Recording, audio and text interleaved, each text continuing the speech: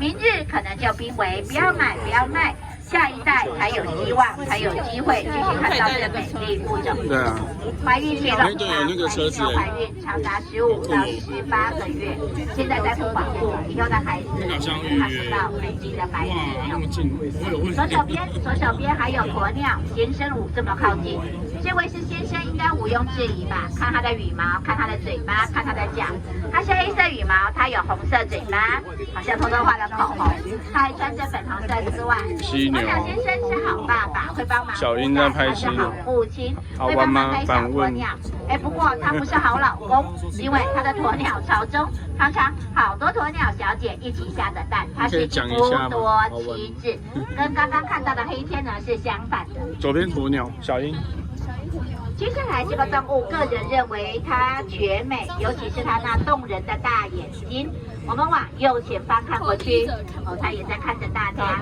右手边角落还有犀牛，记得加进去。右手边这个动物，牛的身材，鹿的脸庞，头上长着羚羊的角，这是驴子颜色。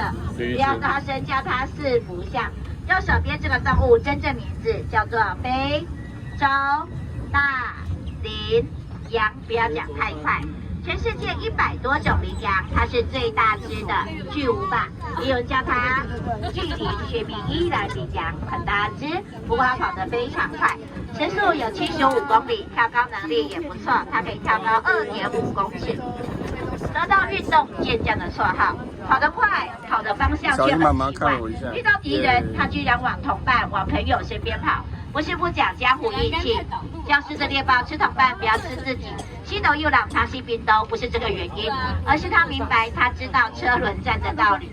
交叉跳腰，混乱狮子，混乱猎豹，傻傻分不清刚刚挑的选的是哪只老弱妇孺。右边第二右手边还有全身长满毛的牛登场，都是毛又是牛，那名字简单啦，有毛的牛叫做美洲野牛，不要叫它牦牛。美洲野牛曾经高达6000多万头，也曾经剩下541只。这个故事有点淡淡哀伤，待会再为大家解释。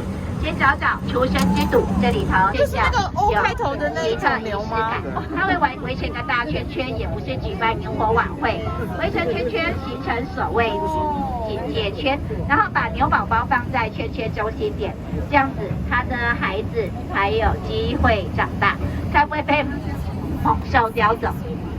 美洲野牛，它的肉填饱印第安人的肚子，皮毛可以让印第安人做衣服、做棉被，搭成帐篷来保暖。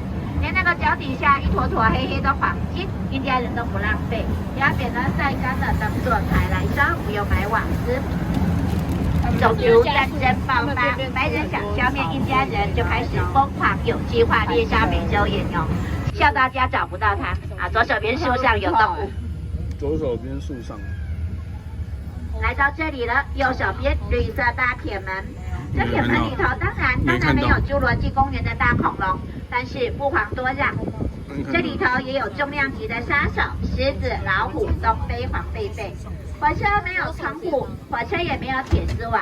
如果现在我把本班列车大拉拉往里头开，回到月台，车上剩下一个轮，那个轮就是在下秋玉我，大家全跑了。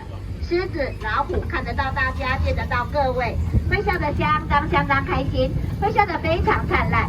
今天的下午茶小家伙居然送来了回转寿司，我们是下午茶5颜6色，狮子的下午茶。它车子紧急转弯，待会下了车出了左前方巴士是免费的。看看漂亮大马，大马摇着尾巴欢迎各位。大马尾巴长得如何？不是叫大家拍马屁。马的屁股千万不要碰，拍下去什么叫空中飞人马？